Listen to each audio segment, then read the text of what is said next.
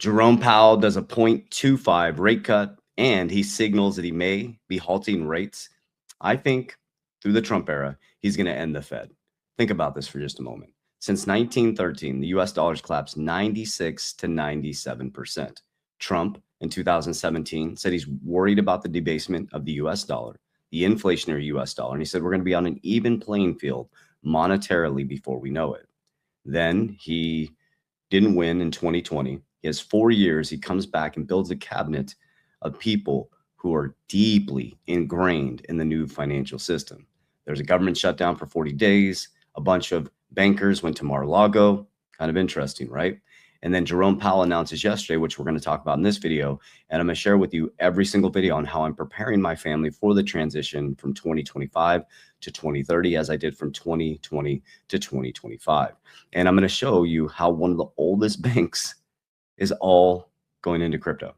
Okay, this is very, very important to understand. I got a couple more days in this makeshift studio here, and I'll be traveling back, and I'll be back in my studio. So thank you for bearing with me with the not the greatest lighting and audio. So well, let's dive right in, guys. So summary of the Fed decision. This was 12/10/2025. This is the Kolbesi letter.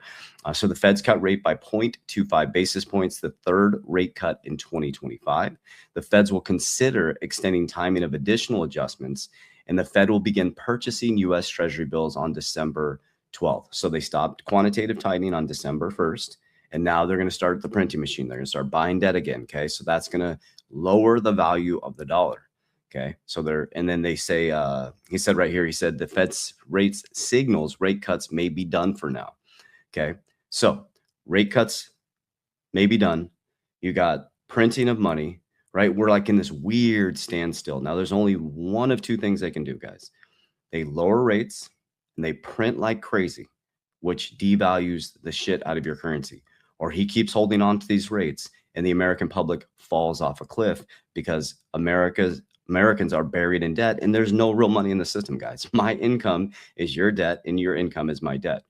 So the only way to get out of this is to either let everybody default on their debt and the whole thing implodes, or they have to lower interest rate and let people refinance their debt and keep the debt machine going. So that's your hint, your very, very powerful hint on where you should be positioning yourself as we transition through this next economy. And I think the market cycles are going to be all out of whack. I do believe 2026 is going to be very, very bullish. And here's why I believe that is when Trump brings in a new Fed chair, that Fed chair is going to lower rates, okay, in a dollar that is devaluing. Okay, you have an inflationary US dollar that is devaluing. They created stablecoin regulation